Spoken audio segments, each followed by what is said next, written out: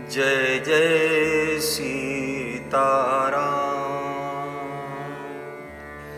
जय जय सीताराम। जय जय सीताराम।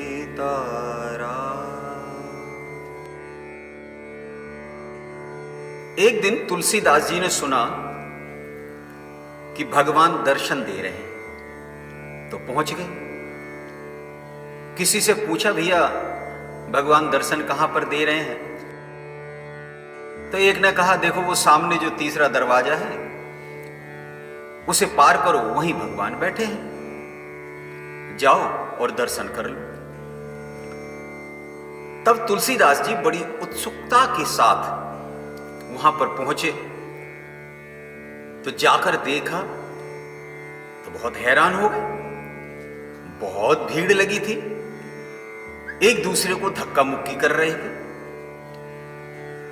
तो बाबा ने सोची, इतनी भीड़ में नंबर आना तो असंभव दिखाई दे रहा है, परंतु चलो जैसे भी धक्का मुक्की करके वहां पहुंच गए। तो सामने देखा एक तख्ती के ऊपर कुछ लिखा हुआ है। तो तुलसीदास जी वहां पहुंचे और उसे पढ़ने लगे। उसे लिखा था, मम दर्शन फल परम अनुपा, जीव पावे निज सहज स्वरूपा। लिखा था, जो मेरे दर्शन करेगा उसे अपने सहज स्वरूप के दर्शन हो जाएंगे। तो तुलसीदास जी ने जैसे तैसे द्वार पार किया, दूसरे द्वार पर पहुंच गए। वहां भी एक तख्ती लगी हुई थी और लिखा था, सनमुख होहि जीव मोहे जब ही, जन्म कोटि अधि नासहु तब ही। भगवान कहते हैं, जीव जैसे ही मेरे समक्ष आता है वैसे ही उनके करोड़ों करोड़ों जन्मों के सभी पाप उसी क्षण नष्ट हो जाते हैं। तो तुलसीदास जी कहते हैं, दूसरा द्वार भी मैंने जैसे तैसे पार कर लिया, लेकिन आश्चर्य तो तब हुआ जब तीसरे द्वार पर पहुंचा तो वहां भीड़ थी ही नहीं। कोई एक दो लोग खड़े हुए थे और बाकी सब एक किनारे पर खड़े थे। तो तुलसीदास को आश्चर्य हुआ कि भगवान तीसरे द्वार में बैठे हैं, फिर भी यहां भीड़ क्यों नहीं है। तभी उनकी नजर वहां लिखी हुई एक और तख्ती पर पड़ी। उस पर लिखा हुआ था,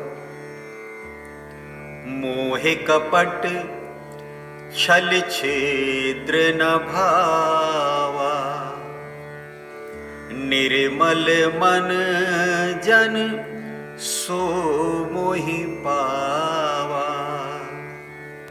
भगवान कहते हैं कि जो छल कपट से मेरे पास आते हैं वह मुझे नहीं पाते, लेकिन जो सरल स्वभाव से आता है वह मुझे सहज ही और बिना परिश्रम के ही पा जाता है। और नियम भी यही है। इसलिए तुलसीदास जी कहते हैं, सब हो सकता है परंतु मन निर्मल नहीं हो सकता। तुलसीदास जी कहते हैं कि मैं वहां से निराश होकर लौट ही रहा था। मन में सोच लिया कि अब भगवान मुझे दर्शन नहीं देंगे और ना ही मुझसे मिलेंगे। यही सोचते हुए मैं जा रहा था, लेकिन वहीं पर मार्ग में भरत जी मिल गए। तो भरत जी ने पूछा, स्वामी जी आप कहां से आ रहे हैं, कहां जा रहे हैं और इतने उदास क्यों लगते हैं? तब तुलसीदास जी ने बोला, मैं गया तो भगवान के दर्शन करने के लिए था, परंतु। भरत जी ने कहा, तो परंतु क्या हुआ? बाबा बोले दर्शन नहीं हुए। भरत जी ने पूछा क्यों, दर्शन क्यों नहीं हुए? गोस्वामी जी ने कहा वहां शर्तें बहुत लिखी हुई हैं। तो भरत जी ने पूछा क्या लिखा हुआ है? बाबा बोले मोहे कपट छल छेद्र ना भावा, निर्मल जन मन सो मोहि पावा। यही भगवान का प्रभाव है। तो भरत जी बोले प्रभाव तो आप देख रहे हैं स्वामी जी, राम जी का स्वभाव भी तो देखिए। बाबा ने पूछा क्या देखूं? तो भरत जी ने समझाया, मैं जानहूं निज नाथ स्वभाव, मैं जानूं निज नाथ स्वभाव, अपराध ही के को ना काऊ। स्वामी जी मैं अपने नाथ का स्वभाव जानता हूं, वह तो इतने कोमल हृदय के हैं कि अपने अपराधी पर भी क्रोधित नहीं होते। तो तुलसीदास जी बोले तो ठीक है, छोटे मोटे अपराधियों पर नहीं होते होंगे, परंतु बड़े अपराधी पर तो क्रोध आना स्वाभाविक है। तब भरत जी बोले कूर कुटिली खल कुमित नीच।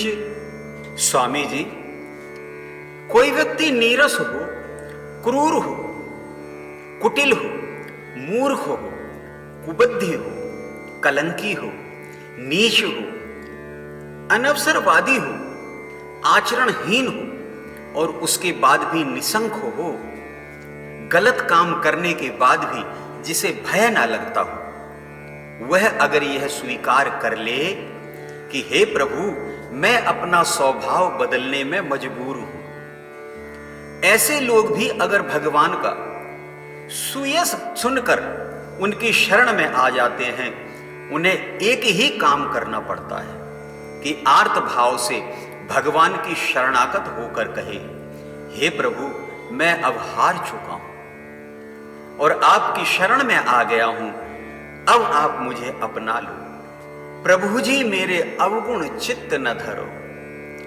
समदर्शी है नाम तिहारो, चाहे तो पार करो।